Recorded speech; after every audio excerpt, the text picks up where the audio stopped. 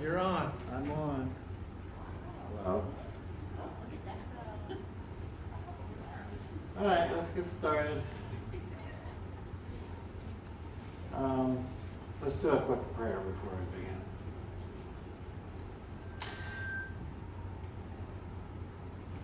Father, I pray that you bless our meeting here tonight, that you open our eyes and ears, open our minds. Help us to understand these things. They're not exactly easy to understand,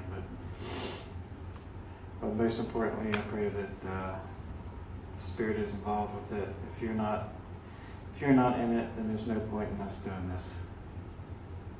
I pray in your name, Lord. All right. We started the Leibniz's contingency argument last time around, and we discussed the differences between what exists necessarily and what exists contingently. Do you want to go over that again, or do you got it? After I went to his book, I had the on-guard book. After I went through the book a couple of times, I think it maybe. Okay. Well, I mean, That's what it took was. do you have any questions, or? I mean, is there anything in the book that helps you understand it better? Something you'd like to share? Repetition. I could, because I kept getting the necessarily and contingent. What were those words again? So I go back and look at it again. And I have to go back. I normally do that when I study things. I usually catch on faster, but I have to keep going back. And so I read that chapter. Okay, now let's read that chapter again. Okay. It's just repetition. All right. Is that what you found also? Yeah, it's hard. Yeah, I read part of that book when I was on vacation, Uh-huh. and it's been a while ago. Right. You got a migraine. I'm sorry I gave you a headache. Just kidding. No, it's just really, yeah, it's something you have to read over and over, and I found myself more interested in what the guy was going through than what he was trying to teach in the book. Yeah.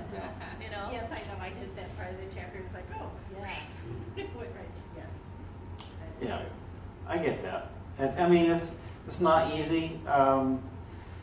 Like I was telling my wife whenever she started to try to be interested in the stuff that I was involved with, it was like this stuff, like putting debates on, was better than NyQuil for her.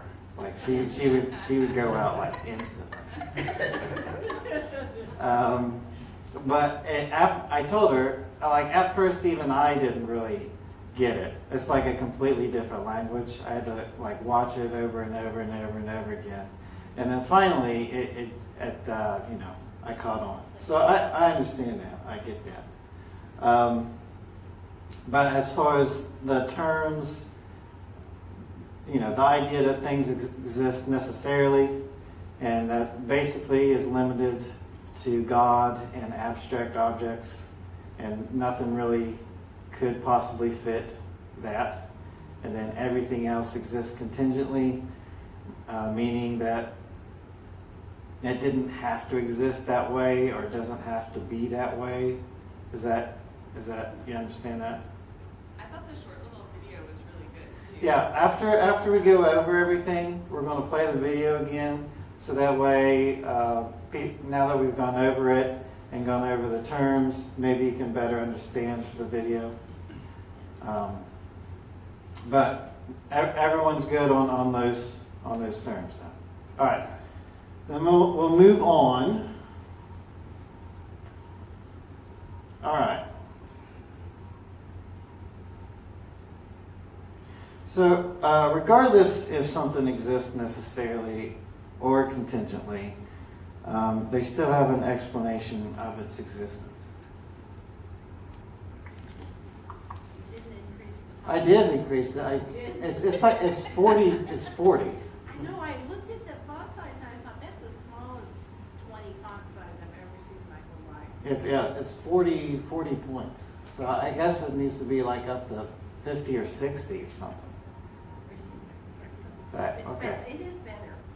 I thought maybe my eyes, I was. Yeah, it was 30 and I put it up to 40. I guess it needs to be more than that. It's hard to tell, like looking on your computer. Also, the blue is difficult because it blends into the background. Okay. Anyway. All right.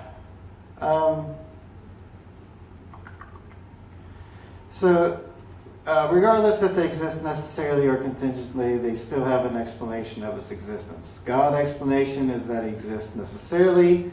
He has to exist if he does exist. If in fact God does exist, it is impossible for him not to exist. And the explanation of why I exist is because my parents exist. And it is possible, we can imagine a possible world where that didn't happen and I'm not here. So I exist contingently. The objection that some truths may not require an explanation does not hold water.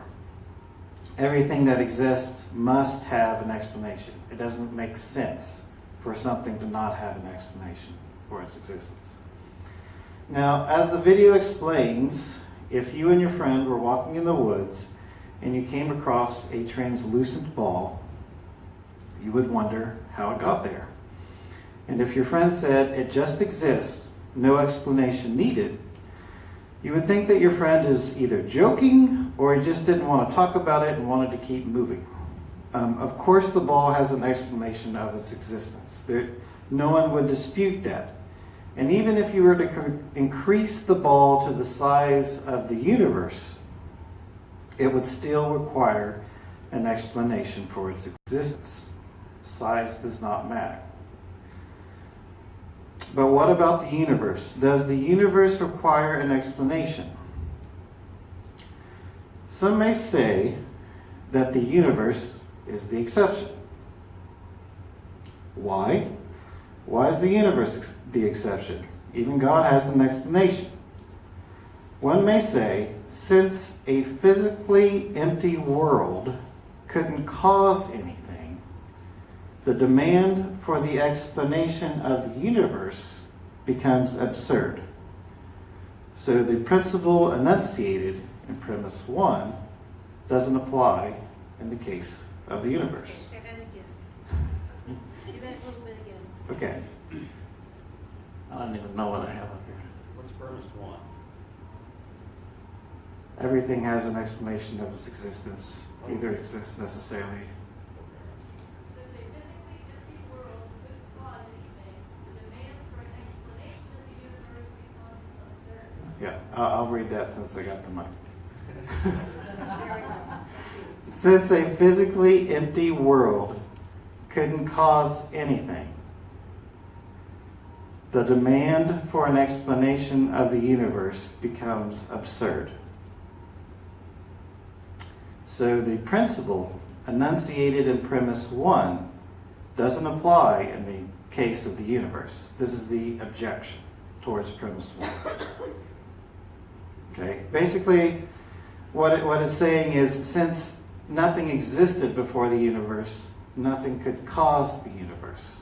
So the idea that something could cause the universe to exist is absurd.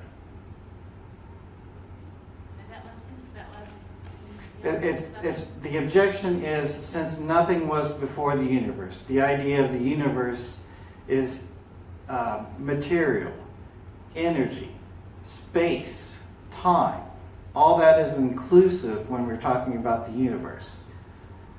So on the naturalistic worldview, since nothing is before the universe, the idea that the universe requires a cause, the idea that something caused the universe is absurd. And that would be That's the objection. Got it? I told myself I'd stop doing that. If someone has a question, just raise your hand. I don't want to say got it like a million times like I did the last meeting. So, but does everybody understand what the objection is? Okay.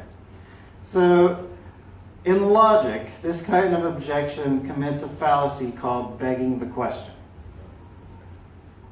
To beg the question is to assume the truth of the conclusion of an argument in the premises in order for the conclusion to follow. It is a type of circular reasoning and an informal fallacy in which an arguer makes an argument that requires the desired conclusion to be true. It doesn't matter if one may believe that the universe is eternal, meaning it always existed, it still requires an explanation. So, we'll get into this whenever we get into the Kalam cosmological argument, the idea that the universe had a beginning. This argument doesn't require for the universe to begin, all right? If some scientist wants to argue that the universe is even eternal in the past, if somebody wants to argue that, like Buddhists believe that, okay? They believe that the universe is eternal, okay? So, in a manner of speaking. But it doesn't, this argument doesn't require for the universe to begin, okay? We can still, even if the universe is eternal, we can imagine the universe being different than the way it is now. So this argument does not require that.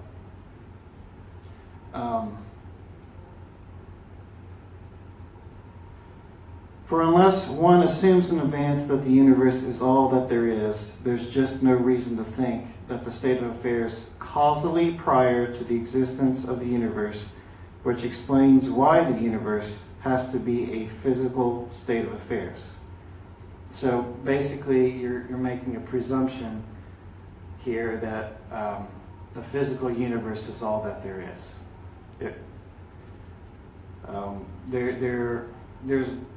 That doesn't negate the argument. Just because your philosophical belief hinders on the fact that all that there is all that we can see and touch and test empirically. Just because you have a problem with the argument because of your philosophy doesn't negate the argument, all right? It's your problem to figure it out. It also commits what's called the taxicab fallacy. The taxicab fallacy is committed when one hops in and assumes a certain system of thought or worldview in an attempt to make a particular point, but then jumps out of the system of thought when it suits their fancy. You can't say that it is indeed true that everything has an explanation, except for the one thing that you don't want it to have. Okay, it's the idea that you're riding along in the taxi, and once the taxi gets to its destination, you get out, before it gets there, you get out without paying your fare. You can't say, well, I agree with everything else that you have to say. Everything else has an explanation for its existence. But if you lead that to its conclusion, you eventually get to the universe. Like I said last time, the whole idea is why does anything exist? Why does something exist instead of nothing? So we logically conclude that, well, this exists because of this, and that exists because of that. And you can keep going and going and going, and they don't have a problem with that. But once you get to the universe, then they think that's the exception, and that's what commits the taxi cab fallacy. You can't jump out of the cab before it reaches the destination. Got it? Yeah. I'm still doing it. Perfect. All right. So that's basically our conclusion of premise one, that everything does require an explanation for its existence. Does anybody have any questions about premise one and defending the idea of defending premise one, that everything has to have an explanation for its existence? It exists necessarily or contingently. Those are our options. Okay? All right, we'll move on to defending premise number 2. If the universe has an explanation of its existence, that explanation is God. Now, at first glance, even me, when I first viewed this premise, is that there's no way an atheist would just accept the truth of this premise. That just would not happen. But it turns out, after looking into the rules of logic, that the atheist is actually committed to the truth of this second premise. Okay, now you're asking why. All right, it is the logical opposing argument to what the atheist believes. All right, the atheist believes that the universe doesn't have an explanation. And they also believed that God does not exist. Okay? The exact opposite of their belief is the line of thinking of premise number 2. So they have to, see how, can you see how they're like complete opposites? So they are committed that if indeed the universe does have an explanation, that explanation is God.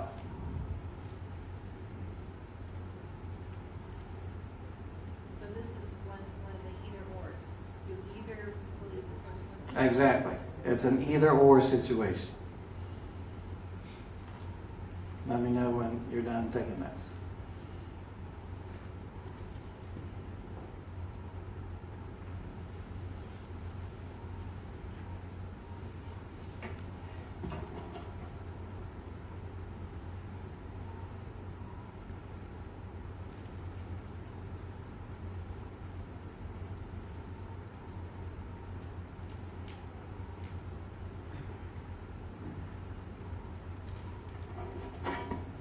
So either one of these are true and the other one's false, or, either one of these are true and the other one's false. You can't have both.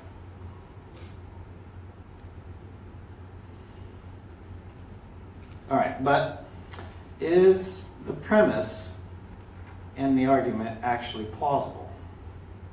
Meaning we have to show that it's more true than false, right? The universe includes all the physical reality. So the cause of the universe must transcend space and time. Therefore, it cannot be anything that's physical, or material.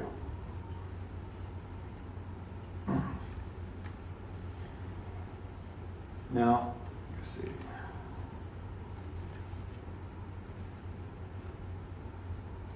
So the idea is the universe can't cause itself.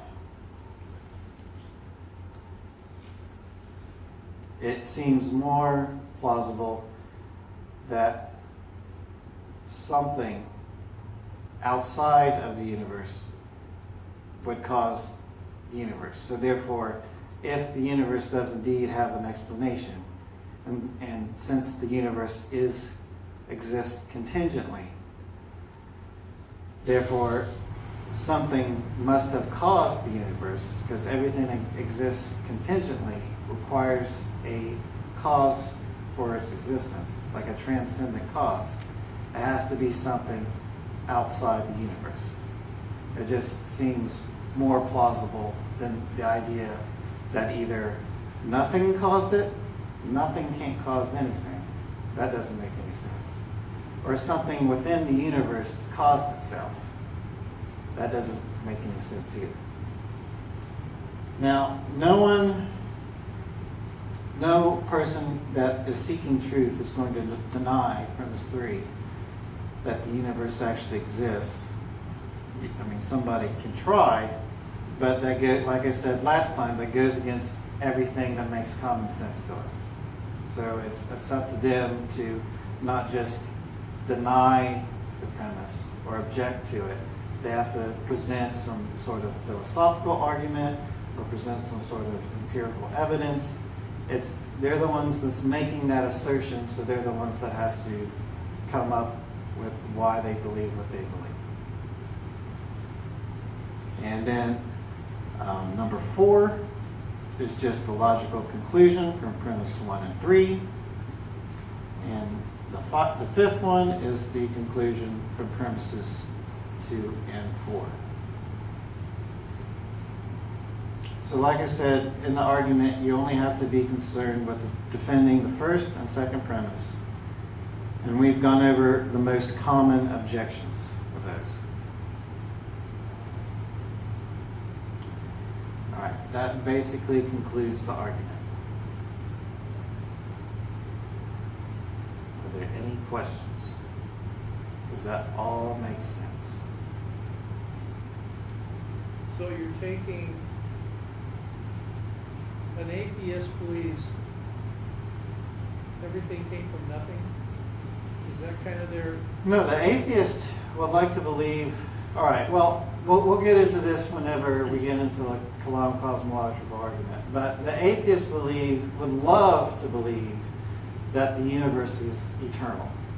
We'll go into the kind of disaster that the atheists ran into whenever the conclusions from Albert Einstein's general theory of relativity started to show that indeed the universe had a beginning.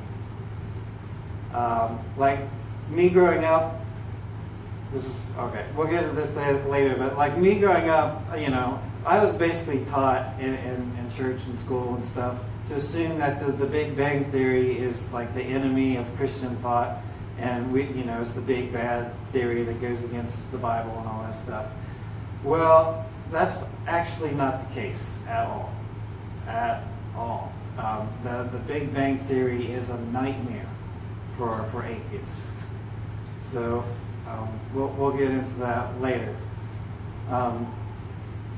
I'm sorry, I got lost in thought, but I went down a rabbit hole. That's all right. But the atheist, the atheist would like to believe that the universe doesn't have a cause, and that's easier to explain if the universe is eternal. But it's not. So not only can we see a universe that could exist another way, okay? But the universe also began. Nothing was before it. So you got two big things to make something contingently. Someone could make a philosophical argument about the universe necessarily existing if it didn't have a beginning. Okay, you can go back and forth on whether the universe exists necessarily or not, but it didn't. At least that's what science says. So, because it has a beginning, and we can see the universe could have different possibilities of its existence, then it does indeed exist contingently.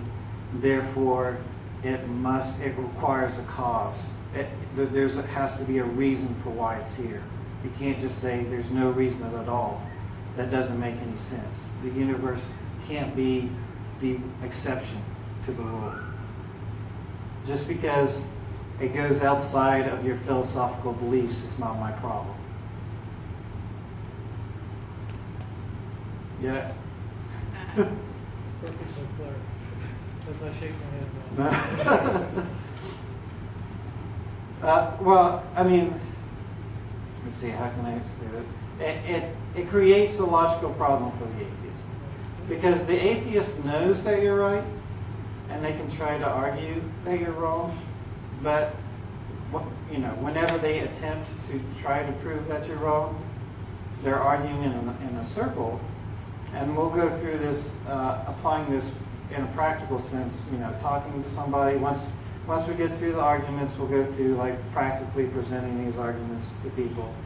And you'll notice when we get into that basically they'll just be arguing in a circle. Well, and basically the conclusion is, well, I just don't want to believe that. And that argument doesn't hold water.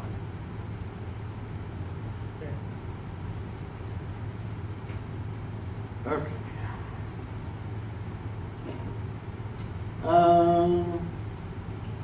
We're got. Well, see. Let me read this real quick because we're doing something different today.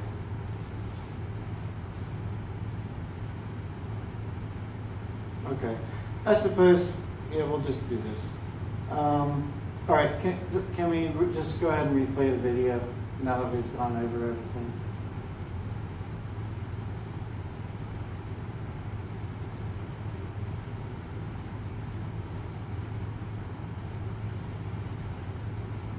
We live in an amazing universe. Have you ever wondered why it exists? Why does anything at all exist? Gottfried Leibniz wrote, the first question which should rightly be asked is, why is there something rather than nothing? He came to the conclusion that the explanation is found in God. But is this reasonable? Everything that exists has an explanation of its existence. If the universe has an explanation of its existence, that explanation is God. The universe exists. From these, it follows logically that the explanation of the universe's existence is God. The logic of this argument is airtight. If the three premises are true, the conclusion is unavoidable. But are they more plausibly true than false? The third premise is undeniable for anyone seeking truth. But what about the first premise? Why not say, the universe is just there, and that's all? No explanation needed. End of discussion. Well, imagine you and a friend are hiking in the woods and come across a shiny sphere lying on the ground. You would, naturally, wonder how it came to be there. And you'd think it odd if your friend said, there's no reason or explanation for it. Stop wondering. It just is. And if the ball were larger, it would still require an explanation. In fact, if the ball were the size of the universe, the change in its size wouldn't remove the need for an explanation. Indeed, curiosity about the existence of the universe seems scientific and intuitive. Someone might say, if everything that exists needs an explanation, what about God? Doesn't he need an explanation? And if God doesn't need an explanation, then why does the universe need an explanation? To address this, Leibniz makes a key distinction between things that exist necessarily and things that exist contingently. Things that exist necessarily exist by necessity of their own nature. It's impossible for them not to exist. Many mathematicians think that abstract objects like numbers and sets exist like this. They're not caused to exist by something else. They just exist by necessity of their own nature. Things that exist contingently are caused to exist by something else. Most of the things we're familiar with exist contingently. They don't have to exist. They only exist because something else caused them to exist. If your parents had never met, you wouldn't exist. There's no reason to think the world around us had to exist. If the universe had developed differently, there might have been no stars or planets. It's logically possible that the whole universe might not have existed. It doesn't exist necessarily. It exists contingently. If the universe might not have existed, why does it exist?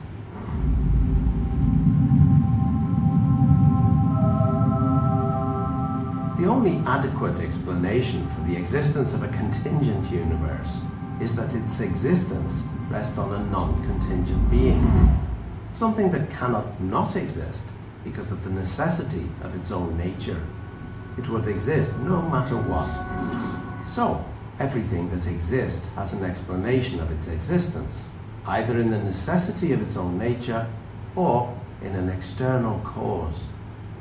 But what about our second premise? Is it reasonable to call the explanation of the universe God? Well, what is the universe? It's all of space-time reality, including all matter and energy. It follows that if the universe has a cause of its existence, that cause cannot be part of the universe. It must be non-physical and immaterial, beyond space and time. The list of entities that could possibly fit this description is fairly short, and abstract objects cannot cause anything. Leibniz's contingency argument shows that the explanation for the existence of the universe can be found only in the existence of God. Or, if you prefer not to use the term God, you may simply call him the extremely powerful, uncaused, necessarily existing, non-contingent, non-physical, immaterial, eternal being who created the entire universe and everything in it.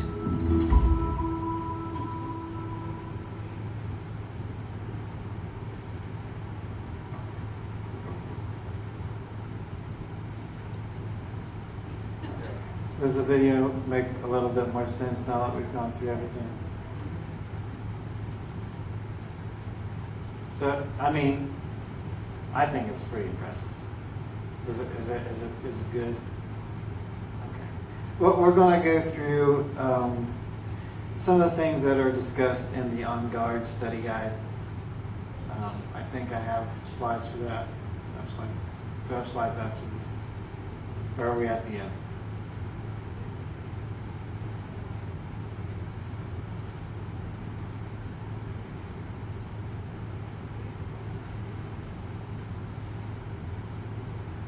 Is this the end of this one? No?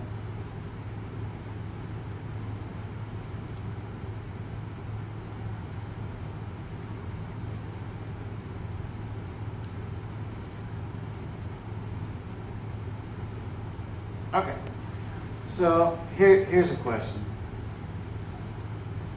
All right, somebody could say, why is the cause of the universe existence not just some contrived flying spaghetti monster? What would your response be? Does anybody have a response to that? Or someone would to bring up this objection? How would you define flying spaghetti monster? That's a good start. Yeah. You could say that. Don, I like where you're going to. Like, how do you define the flying spaghetti monster? Do I have my answers in the next slide? You can't read it. I pulled everything off and created a document. Okay. And you've got Right.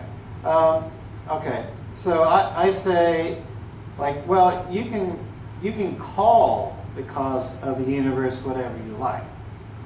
If you want to call it the spaghetti monster, that's fine. You can call it whatever you want to.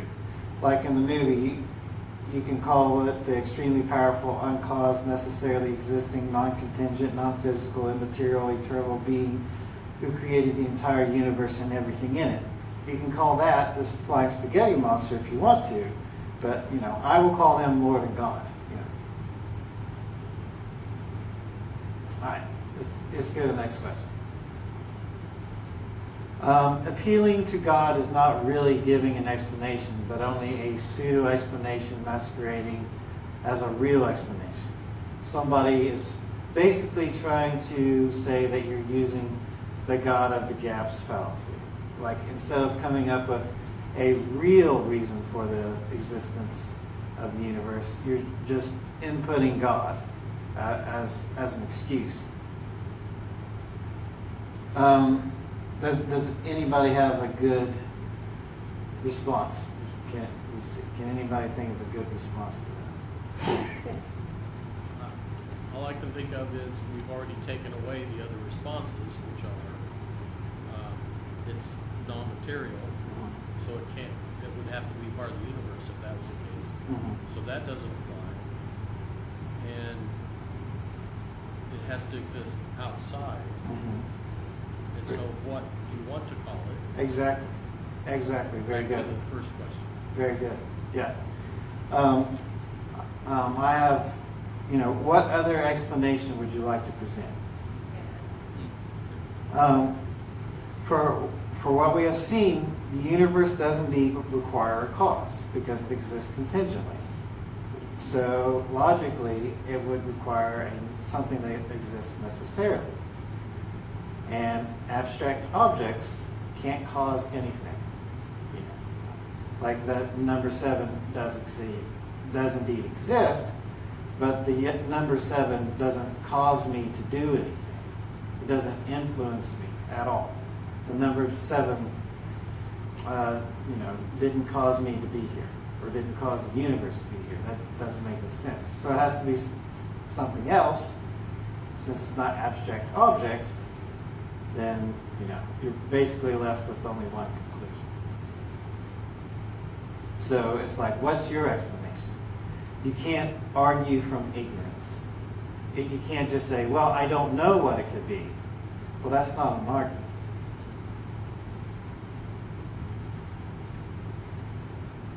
And I think do I have? Yeah, argument from ignorance. I do have that up there. Okay. Good. Argument from ignorance. Argument from ignorance, also known as appealing to ignorance, is a fallacy in informal logic. It asserts that a proposition is true because it has not yet been proven false, or a proposition is false because it has not yet been proven true. You can't use ignorance as your argument, and you can't use it to prove that my argument is false. So if you have another explanation and you can logically put it into an argument, then by all means go for it. But you can't just say, well, it's not true because we just don't know what it is yet. That's not an argument. All right. That, I believe, concludes the list of these slides. Does anybody have any comments or questions about Leibniz's contingency argument before we move on to common objections to the Christian faith? Okay.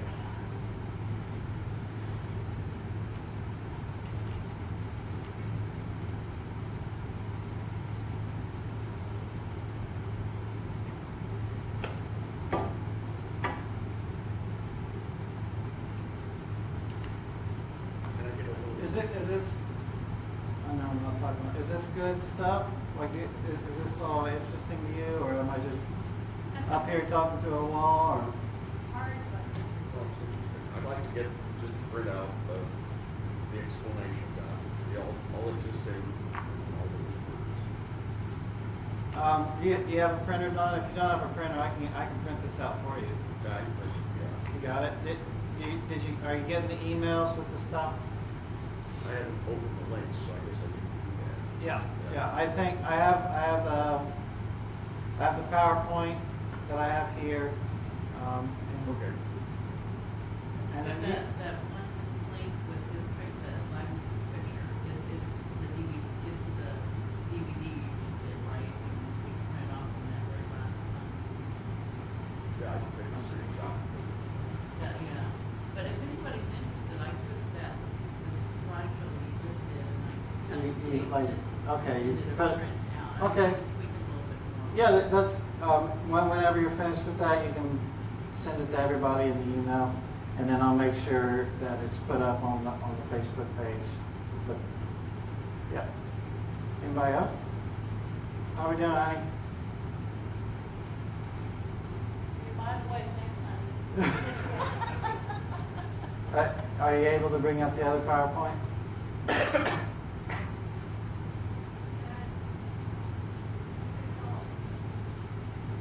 Common objections to Christianity. Okay, hold on.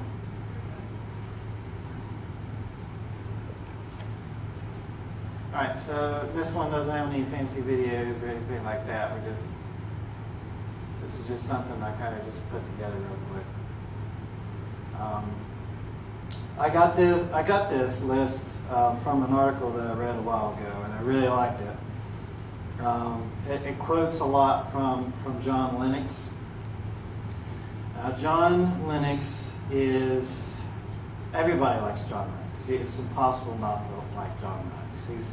He's a mathematician from Ireland, and he can't remember if he teaches at Cambridge or Oxford, but something like that.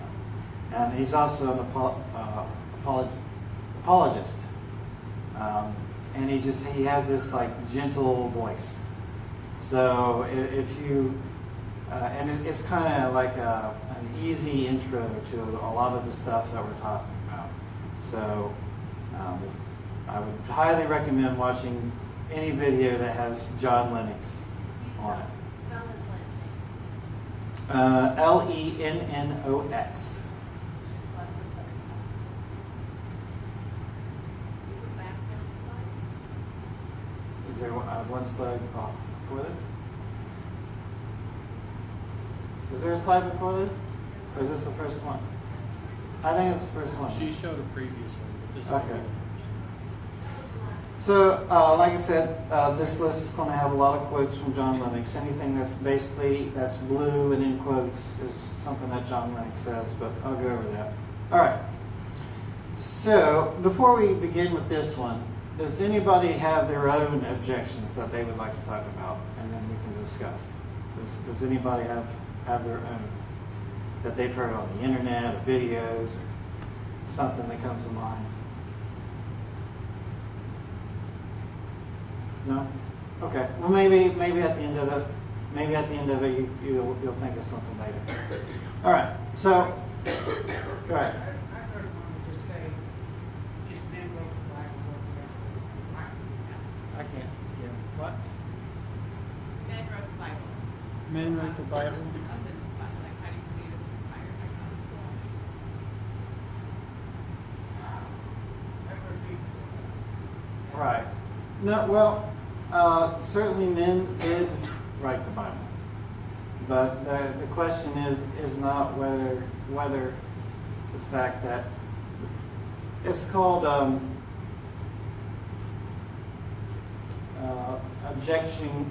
objecting to the origin of something. Like that's not exactly what it is, but basically you can't. It's a fallacious objection to say that somebody is wrong by showing how somebody came to its conclusion.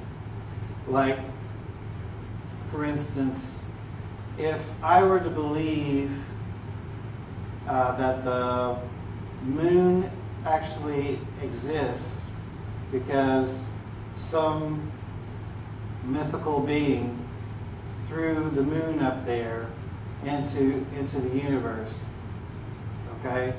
That doesn't make the idea of the moon false, right? The idea of the moon actually existing is indeed true, but the reason of how I got there is wrong. So the question is the stuff that these guys are talking about in the Bible, is that actually true or not? You can't say that it's not true just because men wrote it. Men write lots of things that are actually true, like logic and math and all that stuff, and science.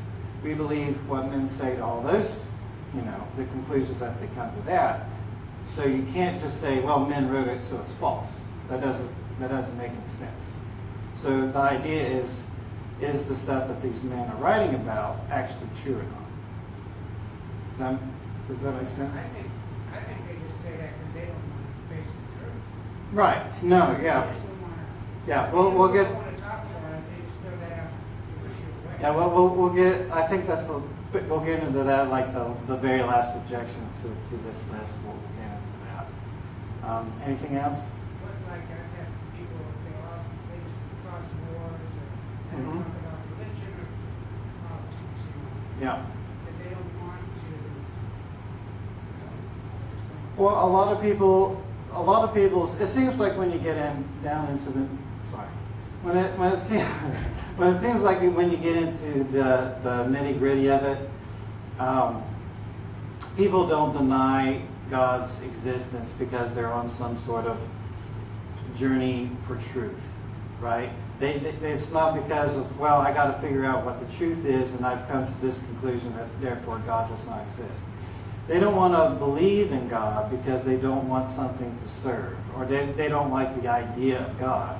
So they're just going to like, well, I don't like it, I don't like that idea, so therefore it's false. And unfortunately, that's not a good argument. Okay, so God may exist, and it doesn't matter whether you like it or not. So if you want to deny God's existence, you have to come up with good reasons of why that's false. That's a common argument from everybody. I don't like vegetables. Right. I don't think I should have to drive the speed limit. Right. Yeah. You can't decide what's true and false based upon your feelings. Although that's not what a lot of people are teaching today, you can't. That's not how it works. All right. So you don't believe in Zeus, Thor, or any of the other gods. I just go one more than you and reject the Christian God.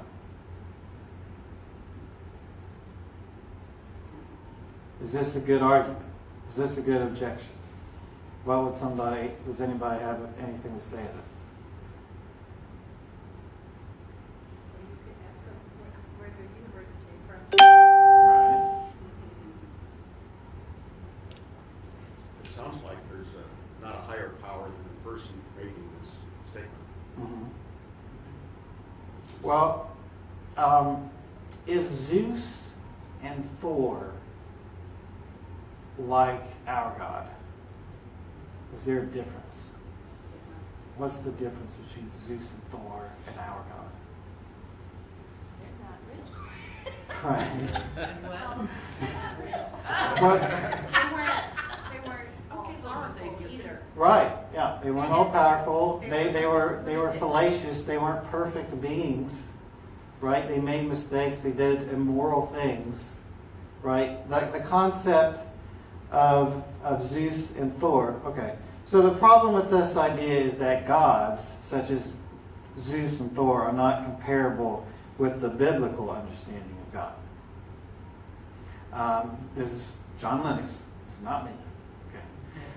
There's a vast distinction between all of the ancient Near Eastern gods and the God of the Bible. They are products of the primeval mass and energy of the universe. The God of the Bible created the heavens and the earth. So in a lot of these other gods, the universe created these gods. And then they rule over, they're the ones that make things to happen. Well, Just to let you know, some questions are coming in. okay. Well, what is it? What are the questions? Do gay people go to hell? Okay, is that, well, I don't know that, if it's an objection. it's not really an objection. The Bible has been changed so much after time, it can't be right even if it started right. That doesn't make any sense. Even if it started right, it can't be right now. The Bible has been changed so much after time, it can't be right. Okay, Not the same Bible. I'll finish this one, and then we'll talk about that one. All right, so we're basically almost finished with this one. All right, so what was I saying? So the idea that, all right, it's great that you deny all these other gods, because a lot of these other gods use God of the gaps. They're explanations of why things happen. Like the Apollo's moving the sun. Well, the reason why the sun's moving is Apollos is moving it. Well, we know that's not true anymore. Okay, our understanding of God is not some sort of, it's not, he's immaterial. He's spaceless, timeless. He's all powerful. He's the greatest morally good being you can possibly imagine. Our understanding of God is completely different than all these other understanding of who God is. So somebody could say, well, why is your belief in God right and like the belief of God of Islam I've wrong? had that question asked. So I'm not going to get into the objections against Islam right now, because that would literally take the rest of our conversation. Hold on. Oh, I don't have my phone. There's an apologist named. If you want to discredit Islam, an apologist by the name of David Wood. Look up David Wood, and it's a disaster. It is bad.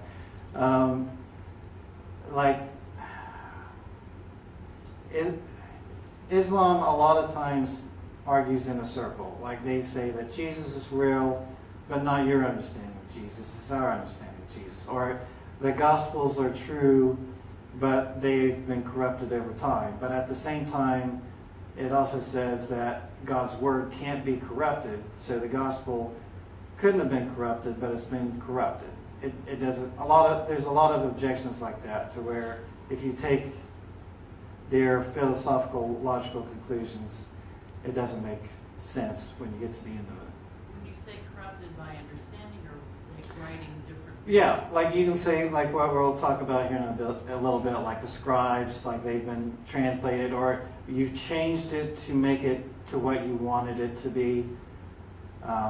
So it's been corrupted by man over time.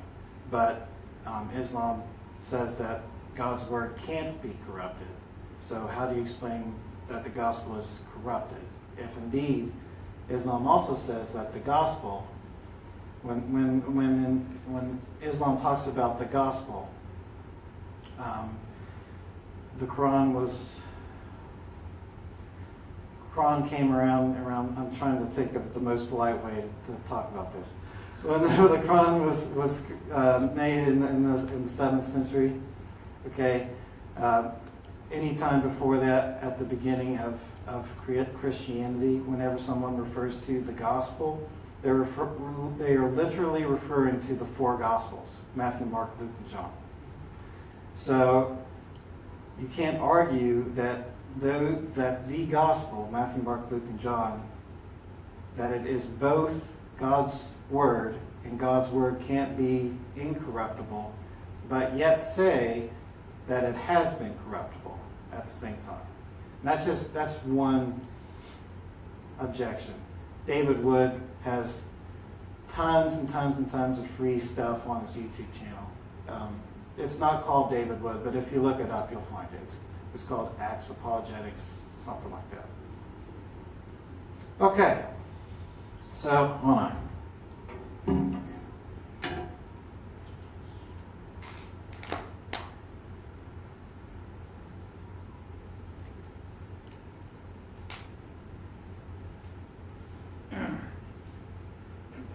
All right, I don't have any notes for this with me, and any notes that I have is like on my phone, and I can't use my phone. So, off the top of my head, of like scribes, the idea that we can't know what I don't understand how the original text is wrong. Better wording. The Bible has changed too much, scribed by too many people, that it can't be true, even if it started out correct. Okay, so it's been copied down. I'm thinking that you're saying it's been copied down so many times that it can't be true today, is the argument. Okay. So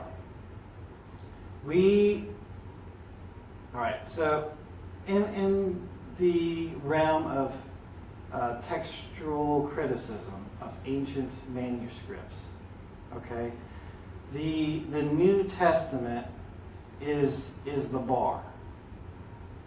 nothing comes close to the reliability of the New Testament. We have so many more manuscripts than any other ancient writing. There's no comparison. If you just take the Greek, like if you were to stack the Greek New Testament manuscripts and compare it to the next most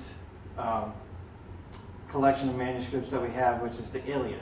That's the very next one of the amount of manuscripts that we have. The Iliad, if you take everything the Iliad would reach probably this podium. If you take all the ancient manuscripts, stack them from the floor up to here, that's about as high as you can get. If you were to take our amount of manuscripts, it would reach from the floor up to about 4.5 Empire State Buildings. You said that's just the first 4 Gospels? That's the New Testament, but that's just Greek. We're not including any other languages. That's just the Greek translation of the New Testament. If you want to include other languages, it gets higher than that. We are still constantly translating new manuscripts today. That's why that as newer Bibles come out, like the NIV 2011 is going to be more accurate than the NIV 1984 because we have more manuscripts available to us. So there's a scholarship called textual criticism, and that's their job. Now, admittedly, there are variances. We don't have the originals because it's impossible for us to have the originals. They were written on papyrus, and that would have turned to dust by the 2nd century. Okay, magic can't occur. So, in order for those to be around, then they had to be translated over and over and over again. So there are indeed variances, and by variances I mean like using different words that mean the same thing or misspellings. It turns out John was not a very good speller. So like any time you do that, there are variances. And there is a textual critic by the name of Bart Ehrman. I don't know if you've ever heard of him. But Bart Ehrman says that there's more variances than there are actual words in the New Testament. And he's right. He's right about that. But the reason that there's so many variances is because we have so many manuscripts that it's been translated over and over and over and over and over again. But does that mean that we can't figure out what the originals say? No. That's their entire line of work, is to figure out, all right, well, this says this, this says this, this says this, and they're able to figure out, well, what is the meaning of what everybody here is saying, and they go back to the earliest manuscripts that there were and start from there, and they're able to, using their scholarship, figure out what it was that the originals were trying to say. And then they like correct spelling and all that sort of thing. When we're talking about variances, there are a ton. I think somebody said that the last thing that I've heard is like 500,000 variances in the New Testament when you take all the manuscripts together. But 99% of those variances mean nothing to our theology. They're just like misspellings. In the Greeks, you can have words in different order, but it can mean exactly the same thing. So, like if somebody places a word in one order and places another order, whatever, it means the same thing, but that's a variance. Okay, there's only one less than 1% that has any any kind of effect, any kind of significant effect. And those would include like the end of Mark, when it talks about us not being affected by the serpents and all that sort of thing. Like in most Bibles, it has all that stuff in parentheses. It says that certain manuscripts doesn't contain. Yeah, yeah. A lot of textual critics say these were not a part of the original, and that's why they're in parentheses. So you can take that however you want to in your own theology. So that's one. Another one's the story of whenever the story of Jesus and the adulteress, and Jesus says, you know, if he who has no sin cast the first stone. I'm sorry to say, I know it's a lovely story, and it may indeed actually happened. It has everything to show that it shows historical significance, but the differences that textual critics have shown, they are not a part of the original gospel. It's something that's been inserted. So there's the end of Mark, and that story is also, you'll see it, it's in parentheses, and it'll say that it's not from earlier manuscripts. It's probably not a part of the original gospel. We're very, Christian textual critics are very honest. We're not, they don't try to hide things. They're like, you know, we admit that there are variances, and we admit that these certain things, you can argue back and forth on whether or not they belong in the Bible, but none of these variances have any impact on the actual theology of the Christian tradition, which is God, or Jesus dying on the cross and saving the world, or Jesus being God. It doesn't have any effect on our theology at all. It's just little differences. There's that. There's another one. Another one is like they're just now thinking that the mark of the beast, instead of 666, there's some arguments saying instead of 666, it's 616. They're saying earlier manuscripts are saying 616. And there's another one I can't think of right now.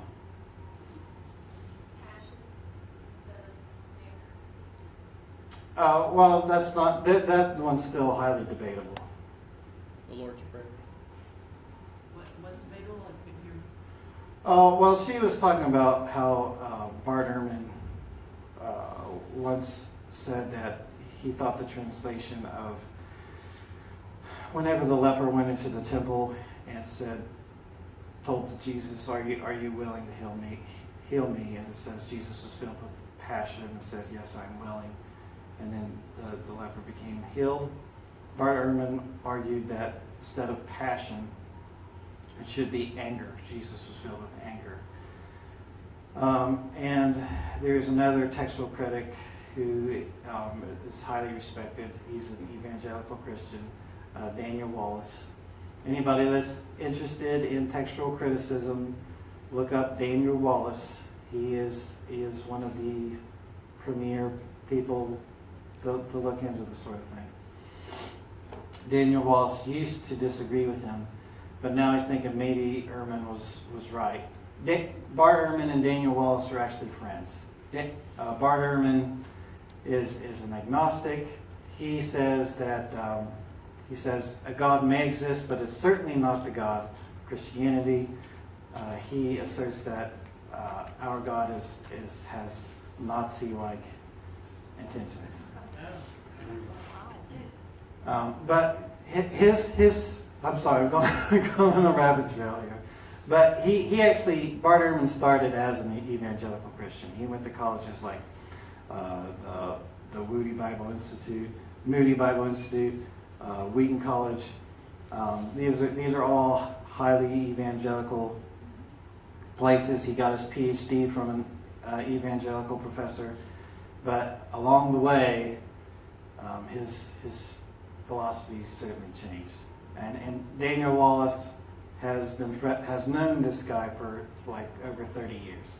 So they've known each other for a long time. It's just they both agree on the same things as far as statistics go in scriptural criticism. It's their interpretation of well, that's what it should say. Now, what does this mean? Okay, they just have differences on the interpretation of what the meaning behind the text. But they both agree on what the text should actually say. So I hope that answers your question. I can go further into it, but my wife's shaking her head no. All right. All right, here's another one. Science has explained everything and it doesn't include God. Okay, can anybody think of something to say? Go ahead. Well, everything's kind of a broad statement. I don't think science has explained everything. And I don't think it was meant to make any conclusions about God. Yes, I would agree with that. What would if someone were to say, well, if science doesn't explain everything, what does science not explain? Can you think of stuff that science does not explain? I can think of science does not explain how the patterns that science does explain. Yes, very good. Exist. Very good, Tom. Science does not explain science. Yeah. Sorry, my mind just went another way. Just to kind of conclude on what we were previously talking about. If we deny the truth of what the New Testament says, you would basically be denying anything we know about ancient history at all. Okay, so if you were to say that the New Testament, we can't know what the originals of the New Testament is, and so forth, it's false, you would be denying anything that we know about ancient history. By using the same measure. Yes, because New Testament is as high as it gets. I am not lying, it is literally the bar. Anybody that studies ancient history wishes that they had the stuff that the New Testament has. Okay, there are certain... Science cannot answer certain kind of questions such as what is ethical and what is beautiful, even when it comes to questions about the natural world, which science does explore and can sometimes answer. There are different types of explanations for different things. Science does not explain science. Science does not explain logic. Science does not explain mathematics. Science does not explain morality. There's plenty of stuff that science does not explain. God no more competes with science as an explanation of the universe than Henry Ford competes with the law of eternal combustion as an explanation of the motor car.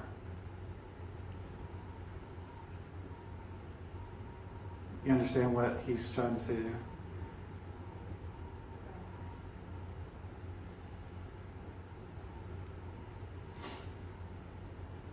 there? People are still writing that down.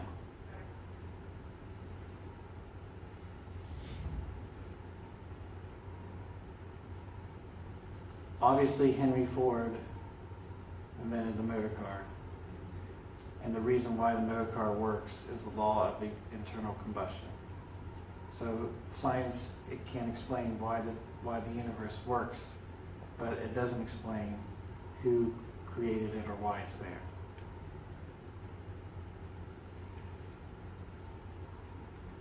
Earlier, I was thinking of an answer to what is science? Mm-hmm. And that was kind of, but the second question kind of covered it over. To me, science is an explanation of the patterns in the universe. Yeah, science explains how the natural universe works.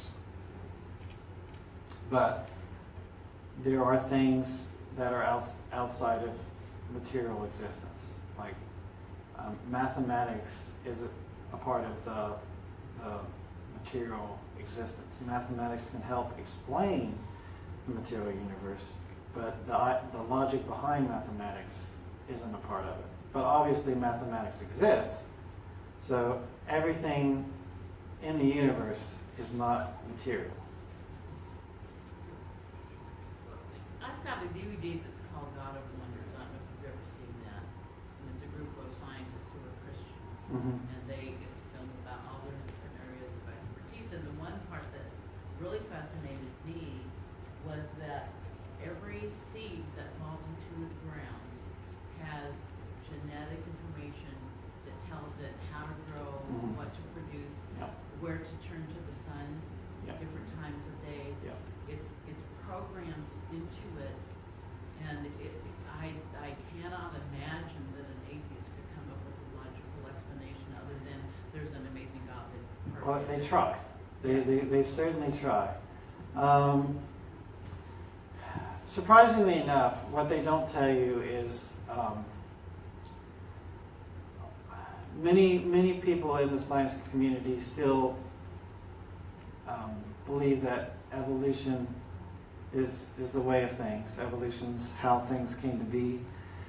But they are starting to step away from neo-Darwinianism, which is the idea that everything came from one cell, or that everything came to be by itself. Because the problem is there's not enough time. There's not enough time for things to come into existence on its own. Like the programming that you're talking about, that's like some scientists could argue, given enough time, that could occur. It could program itself to do that sort of thing. But the amount of time that we understand, even on, if you believe, I'm not going to get into all that, but even if you do believe that the universe is billions of years old, there's still not enough time for all that to develop. And I think they address that a little bit in this film. Yeah, I'm If sure they anybody's do. interested in seeing it, we want to bring it some night up. Yeah, we could have a movie night at some point. Okay.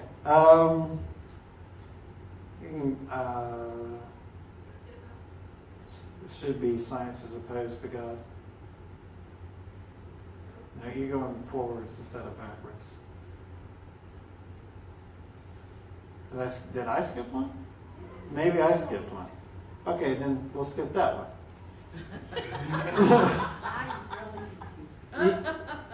All right. Okay, well, I must have not put it in the slide. I have another one. Science is opposed to God. And I'll just say that there are certain conceptions of a God that might be opposed to science, but it's not the Christian God. The Christian God is not opposed to science. John Lennox says, if we are being offended, a choice between science and God, it is not a biblical concept of God. The biblical God is not a God of the gaps, but a God of the whole show. The bits we do understand through science, and the bits we don't. Among many leading thinkers, their idea of God is thoroughly pagan. You're saying 10 more minutes left? Well, I'm not on a time limit here. We'll finish when we finish. Usually whenever somebody thinks of God, even if you were to introduce like the concept of the Christian God, a lot of people think of this old man up in the sky type of thing. That's not our concept of God. Our God is bigger than that. So if you define God to be the God of the gaps, then you have to offer a choice between science and God. What he's basically saying is your concept of God is not my concept of God. Yes, with your concept of God, then that God is the God of the gaps. That God is the explanation of why things happen. That's not what we do with our God. You understand what I'm saying? So the opposite of the God, say a bit about what the God of the gaps is. Okay, the God of the gaps is instead of explaining why things occur empirically or scientifically, you just insert God made it happen.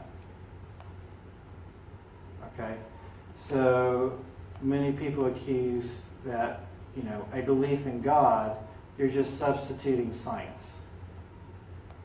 So instead of believing in science, you believe in God. That is not the Christian God. And you find that, what was the phrase you used for Christian God? Our God is the God of the whole show. Is that what you're talking about? That would be it. He's the God over the bits we do understand, which are the bits of the universe through science. And he's also the God over the bits we don't understand.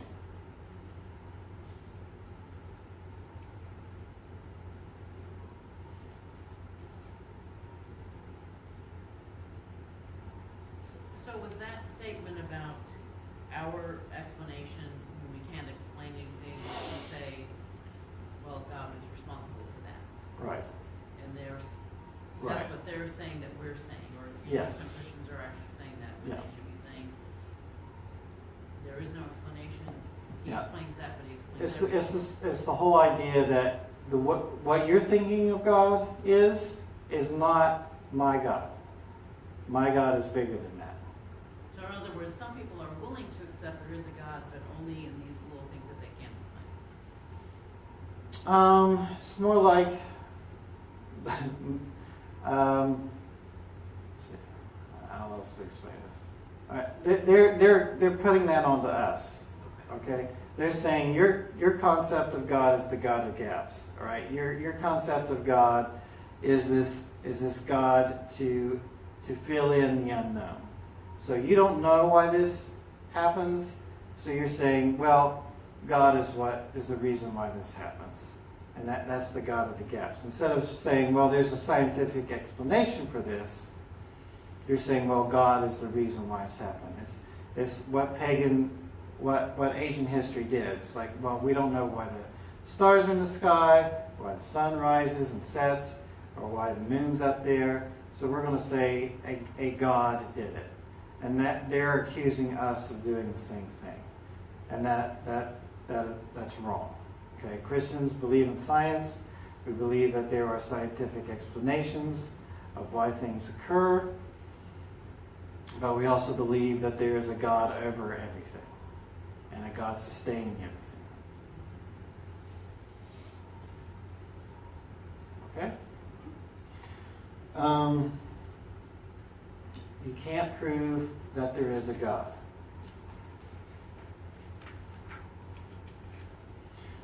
This kind of statement ignored that there are different kinds of proof. John Lennox, responding to this, he says, can you prove that there is a God? Go on to the next one. All right. Can you prove that there is a God? In the mathematical sense, no.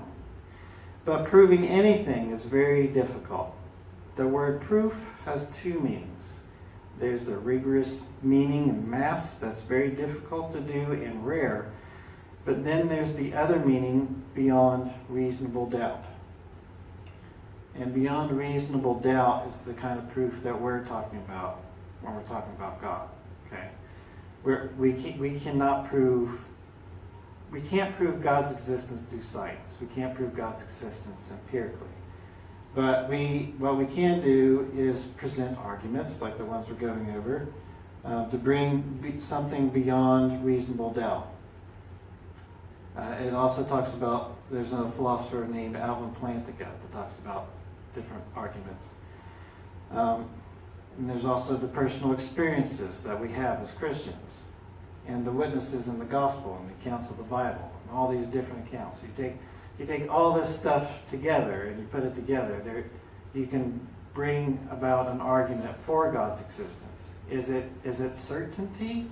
No. Is it enough evidence to force you to believe in God? No. That actually goes against, in my opinion, it goes against God's plan. If God were to have enough evidence to force people to believe in Him, then that would take away our free will. We wouldn't have the freedom of choice of believing him and not believing in him.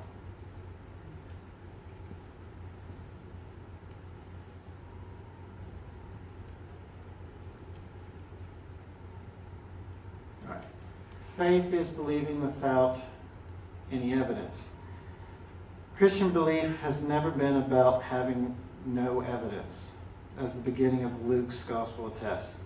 The end of John's gospel says, "These are written that you may believe that Jesus is the Christ, the Son of God, and that believing you may have life in his name." But believing without evidence is a common notion of faith at present. Leibniz says that this idea of faith that they're trying to put on us is the definition in the dictionary. It says this definition is in the dictionary and believed by many. So when we talk about faith in Christ, they think that that's because there's no evidence. Christianity is an evidence-based faith. There are reasons and evidence of why we believe what we believe. It's not merely faith alone.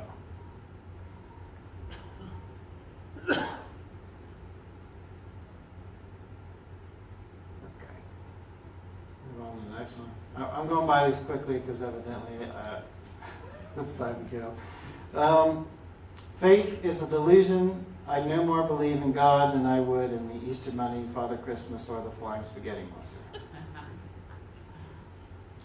Just real quick, does anybody have their own response to this? So they're believing in something. Right. Well, yeah. Basically, they're putting our God, a belief in God is on par with a belief in the Easter Bunny. Well, I would say their belief system is in what they're saying. Right. No, yeah. I see what you're saying. Yeah. Go ahead. The first thing that comes to my mind is that if faith is a delusion, so is childbirth, so is continuing the human race through the miracle of conception and birth. Mm-hmm. And I can believe that's more amazing to me than the Easter Bunny. But I absolutely believe in it. I have no other choice because I'm here. Right. And my 6 brothers and sisters are here. Right. Let's see. These ideas have been made famous by people such as Richard Dawkins. And the only thing that they're good for is mockery. They're actually not good arguments. They're not actually an argument. This is probably the most popular argument that I've seen when I watch debates. Like Christopher Hitchens would say, do you really believe that a virgin birth occurred? Is that really what you believe in your mind? You think that actually makes sense? You know, you're a rational person. Come on now. There's no way that you can believe that actually occurred. There's a good response to that. It's like, well, you believe in a virgin birth. You actually believe in something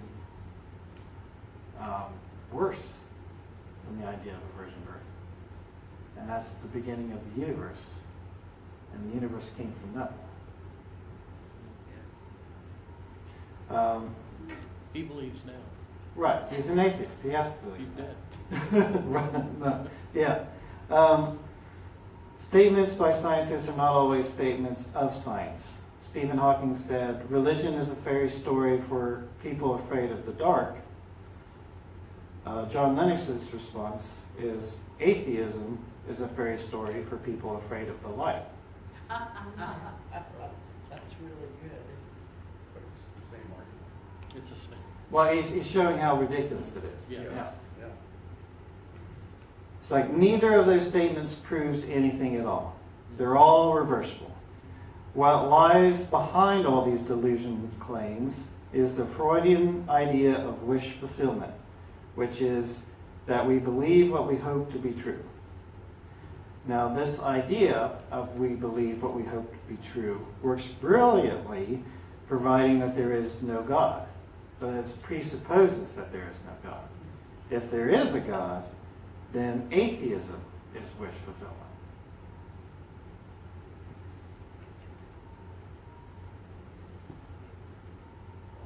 You understand? All they're doing is just mocking you. They're mocking your beliefs. They're not actually presenting any arguments to go against what it is you're believing.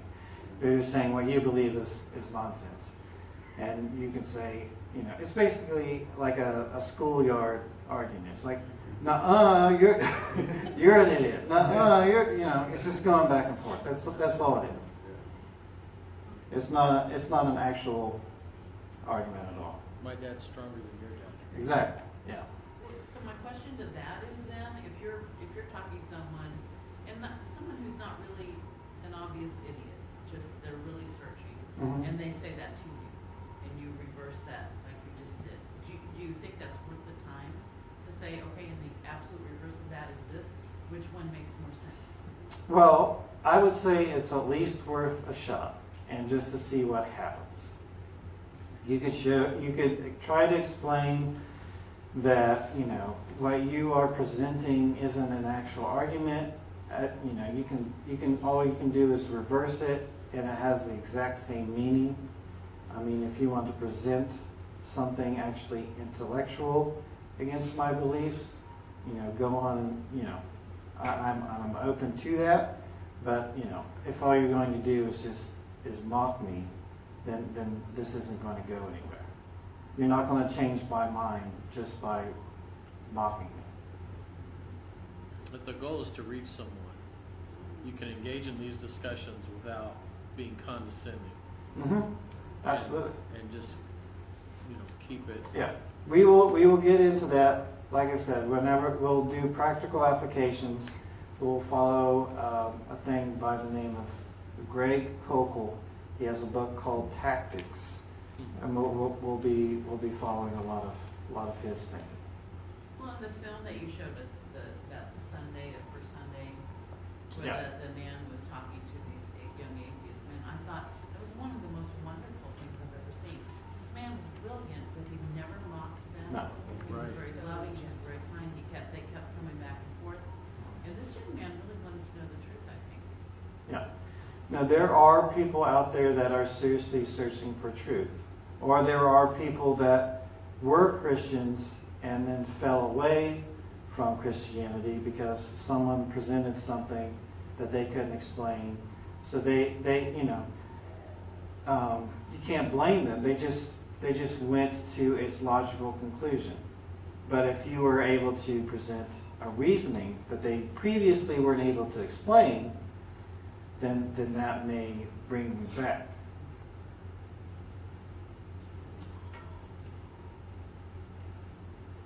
You see, Christianity claims to be true, but there are a lot of denominations, and they all disagree with each other, so it must be false.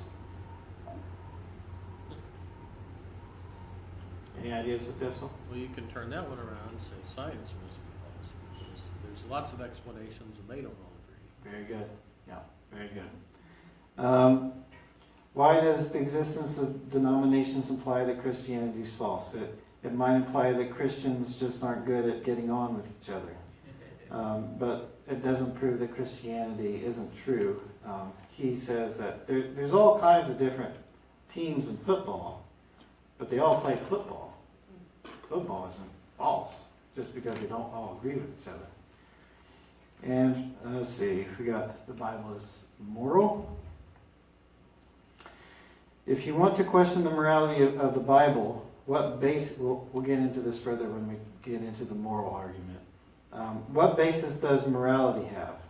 There can be a serious contradiction within atheist criticisms. Dawkins wrote, go on the next slide. All right. In a universe of electrons and selfish genes, blind physical forces, and genetic replication, some people are going to get hurt.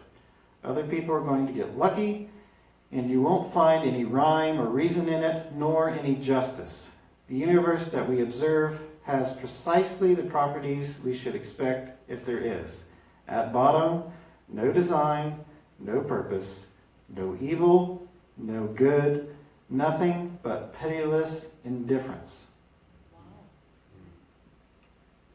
Now, if this is true, then why does he question the morality of anything? Dawkins says that faith is evil, but at the same time, he abolishes the categories of good and evil. That doesn't make any sense.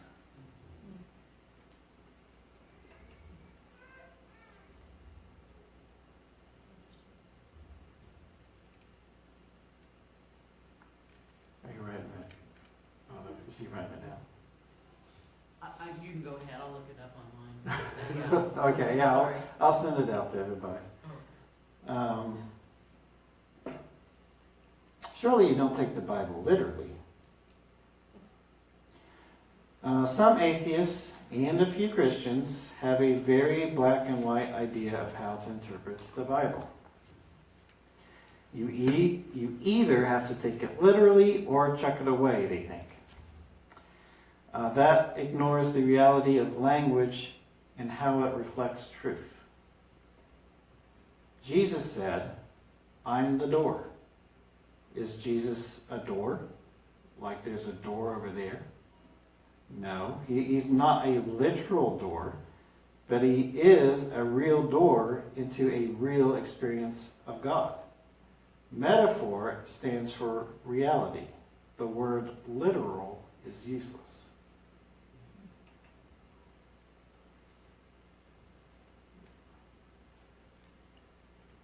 And what is the evidence of God?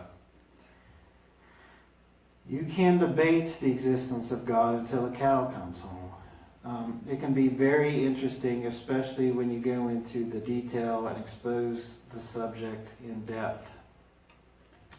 But for an atheist, they might be missing the point or avoiding the real issue.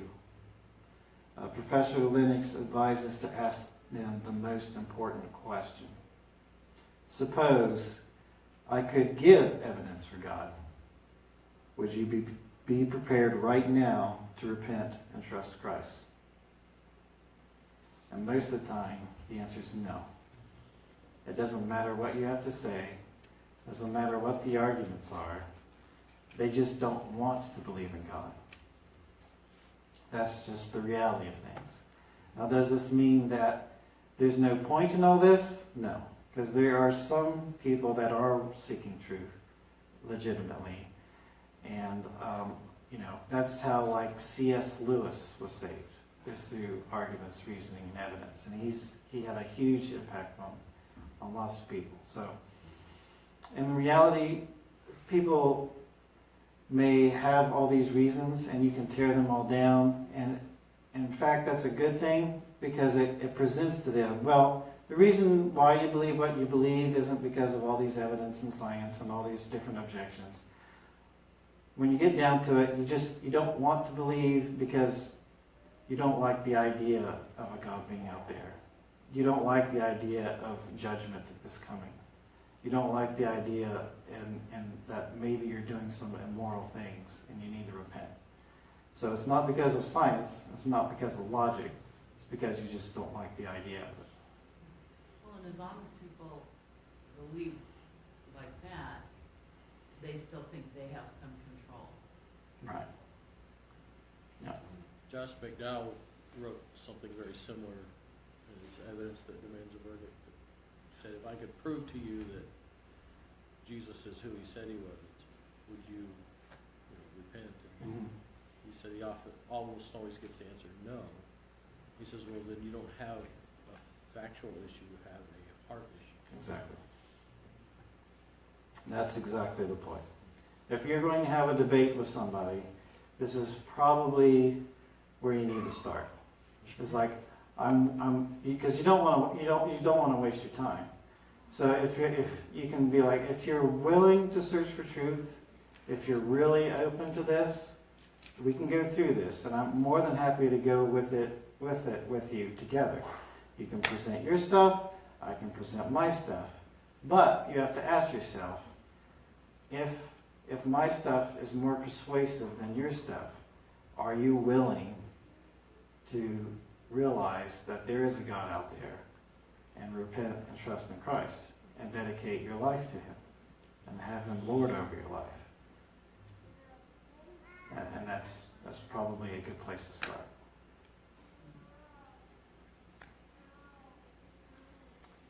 All right, that's the end of the most common objections to Christianity. Does anybody have any questions or comments? So I have a question. So you said that the New Testament was the bar for the truth. We have so much evidence. It's the bar for it's the bar for any ancient history. Okay, so what about the Old Testament? The Old Testament, thankfully, the Old Testament, if the New Testament is true, then the Old Testament is true. Because a lot of the New Testament quotes from the Old Testament. So if you're believing that what Jesus says is true, then the Old Testament becomes true. Now we do have a lot of historical evidence, but there's no way that we can come anywhere close to the beginning of when those documents were written. But more and more stuff is constantly coming out. Just recently there was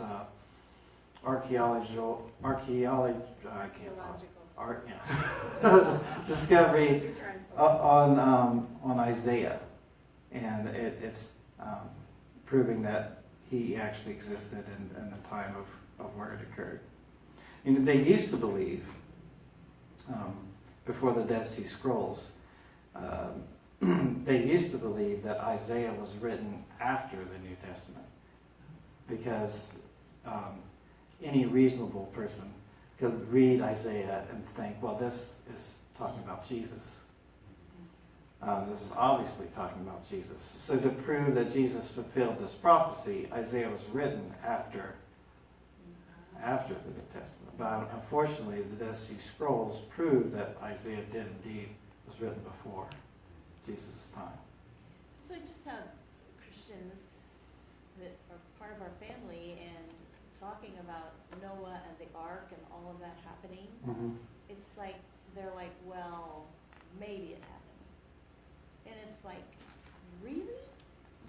You don't believe that the ark was built and the world was flooded and all that stuff happened? Right. You know? There is a lot of stuff in Genesis is very controversial. No one really. It seems like whenever it's talked about, it's explained as if Noah was indeed a real character, and it's not a metaphorical story. Noah was indeed a real character, and the ark was something he actually built. It goes back and forth on whether or not whenever it says that the world was flooded, what that actually means. Does it mean the world as it was known during that time, or is it actually saying that the entire world was engulfed in water? That's a very controversial subject as far as scholars go in the Christian community. So I don't really say back and forth. It doesn't make any difference on my faith. One could be right, one could be wrong. It has really no effect on me.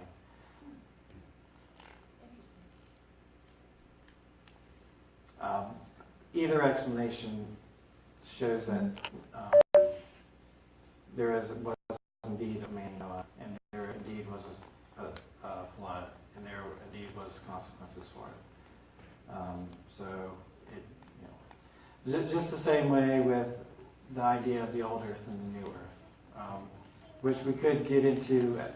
We could get into this stuff after we go through all this stuff. We could talk about Genesis. We could talk about the old earth versus the new earth. I could talk about how indeed you can believe in the old earth and the 6 days at the same time, and how that works in physics and the special theory of relativity. We could eventually get into that. But you know, we'll get into that after this, after these arguments. Does that answer your question for the most part? If Like, it was about I Adam was and just Eve, were they shocked wrong? when they said that. I mean, I was, Are you shocked when he said what he said? yeah, No, I'm not saying what I believe. I'm saying that it is I'm saying within the Christian community, it is a controversial subject, and all scholars believe that it seems to show that Noah was indeed a real person, and there indeed was an ark built, and there indeed was a flood. Now, what that all means, you can go, you can have arguments about it back and forth, and you can read up on their explanations of why they think what they think. But I think what's important is that is not a requirement to be a Christian. right. You do not have to believe a certain way for you to become a Christian. It has no impact on my faith and what Jesus did and what he did for me and my relationship with God. Right. True. It's like when I was a young Christian, the big debate was pre-trib, post-trib, or mid-trib. Oh, yeah. And I finally had to say, my faith doesn't depend on this. Right. Yeah. I just need to stop. Right, right. Yeah. I was just surprised when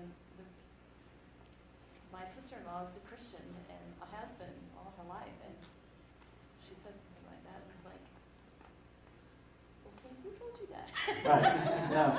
No, there's a lot of, there's a group called, I can't remember, like Logos or Neo-Logos or something like that, where they talk about they talk about the controversy of that sort of thing, Mhm. and they discuss what actual. It's hard to figure out archaeological evidence for a lot of the stuff in the Old Testament because a lot of that stuff is closed off to terrorists and the Muslim community Right. that doesn't want archaeological digs being done. Sure. So I'm sure there's a lot of history just waiting to be uncovered, but unfortunately that's just hard to do Right. when concerning the Old Testament. And like I said, there are evidences for both. As far as like the young earth and the old earth, I don't really have a position. I recognize the arguments for both, and I both see them as legitimate arguments. But it has no determination on my personal faith.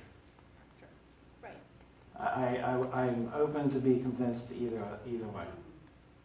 Is there anything about that online that will explain what you're talking about? I think I know, but I'm not sure I'm thinking the same thing. Anything? When you say are you talking about the stuff in Genesis? Is that what you're talking The about? older and younger, I had not heard those. There's a ton of stuff. I can. I know the place. There's a ministry called Answers in Genesis. Yeah, Ken Ham's ministry. Right, I mean, he's the sixth day or whatever. Yeah. But they get into all that stuff, so you can. Yeah, Ken Ham's ministry, Answers in Genesis, although his evidence is going to be a little biased because he does have he is trying to make an argument for 6 24-hour days. Oh, okay, I wasn't sure what that whole thing meant. Okay, I understand. Yeah, Ken Ham's ministry does provide a lot of good stuff and a lot of good evidence. His stuff provides probably the best evidence if you're going to believe in the literal 24-hour creation and all that stuff. And it is very convincing. But there is a lot of evidence that talks about the old earth that's also very convincing. The guy that I'm talking about, Dr. William Lane Craig, has a long Sunday school lesson talking about creation in Genesis and all that stuff. It's long, it's in depth. If you really want to get into it, he will give you further. He will give you a lot more resources than you know what to do with. So I can link that. I can also link. I can't, for some reason, I can't think of his name, but I'll link his ministry and all his stuff. He actually, he's a Christian, and he came up with. He's the one that actually did the Human Genome Project, which talks about genetically. Well, I'll give links to it. Yeah, I won't get into what all that stuff means right now, but I can link a lot of that stuff, and eventually we can get into that. But I really want to get to the arguments first, and practical applications for the arguments, and then we can go into a variety of different places. We can talk about the controversies of Genesis. We can talk about the controversies of